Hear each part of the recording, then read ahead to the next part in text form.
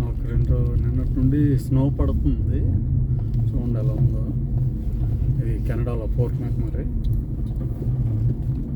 వాళ్ళు కూడా విపరీతంగా స్కిడ్ అయిపోతుంటాయి. క్లీనింగ్ చేస్తున్నారు పాత్వేస్.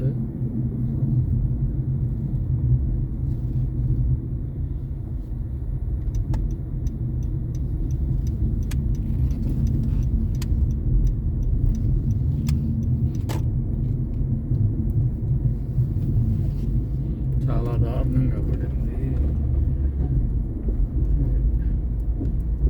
ఈ కార్లు ఒక్కోసారి మునిగిపోతాయి, అంటే ఫుల్గా కవర్ అయిపోయి ఫ్రీజ్ అయిపోయి దారుణంగా ఉంటుంది.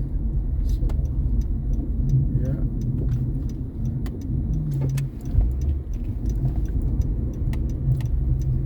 సో అంత ఫాస్ట్గా తిరిగిపోతుంటాయంటే వాళ్ళు చాలా దారుణంగా తిరిగిపోతుంటాయి.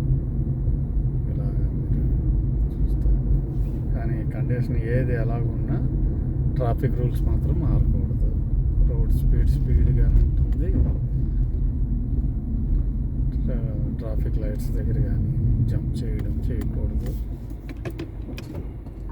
ఈ స్నో పట్టుకెళ్ళడానికి ట్రక్కులు పట్టుకెళ్ళి అక్కడ డంప్ చేస్తాడు. అది మళ్ళీ ఎక్కడో ప్లస్లోకి వచ్చిన తర్వాత అది వాటర్ అవుద్ది. దానివల్ల ఇక్కడ వాటర్కి ఇబ్బంది ఉండదు. సో ఇంత బాగానే ఉంటుంది. కాకపోతే చలి ఒకటి ఎక్కువ.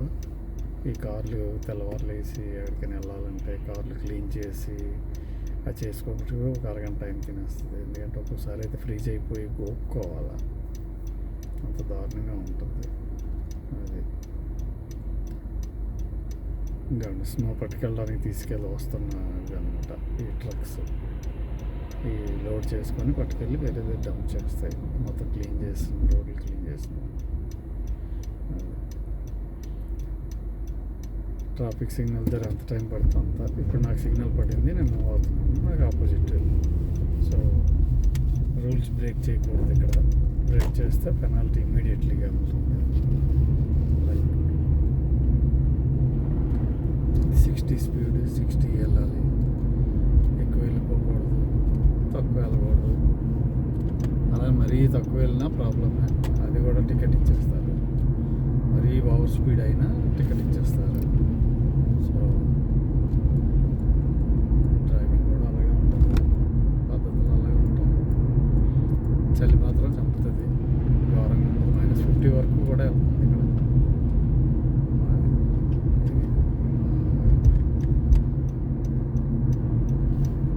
నేను ఇప్పుడు బయట ఉన్నాను. బయట నుండి కొంచెం మళ్ళీ ఇంటికి వెళ్తున్నాను. వెళ్ళేటప్పుడు తీసిందనమాట. ఇప్పుడు ఇక్కడ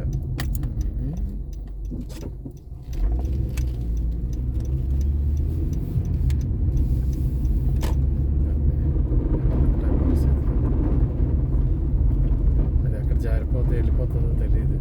బ్రేక్ వేసామా బండి మాత్రం ఎట్టు వెళ్ళిపోద్ది.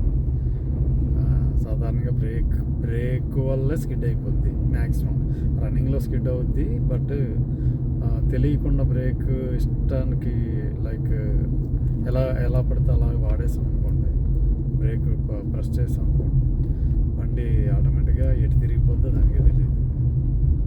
జస్ట్ అలా ఉంటుంది.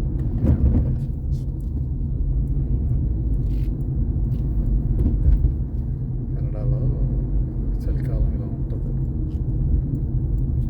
ఇంకా దారుణంగా కూడా ఉంటుంది. ఇది చాలా తక్కువ రియల్గా చెప్పాలి అంటే. ఒక్కొక్కసారి అయితే more than 2 to 3 feet height పడిపోద్ది స్నో ఒక్క నైట్.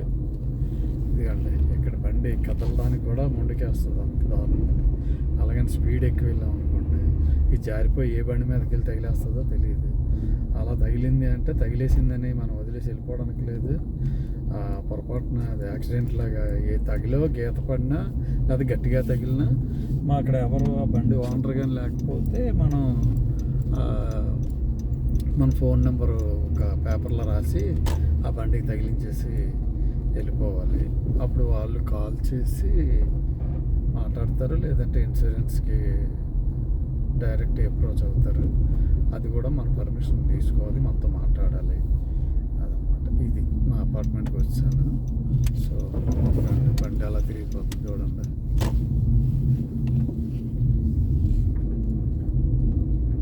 ఇలా ఉంటాయి కష్టాలు, బండి లాగట్లేదు.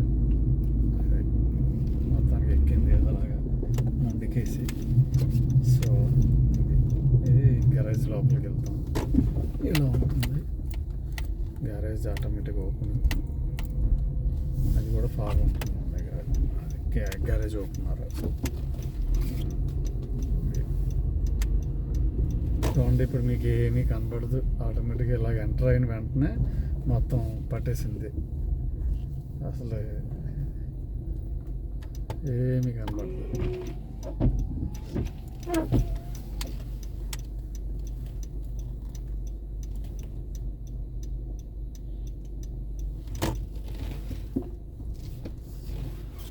ఆ లోపల చలికి బయట చలికి లోపల వేడికి మొత్తం ఇది ఫాగ్ పట్టేసినట్టు అయిపోయి అద్దాలు మొత్తం ఫ్రీజ్ అయిపోతాయి అన్నమాట ఇమీడియట్గా. అలాగైపోయింది అది. సరే.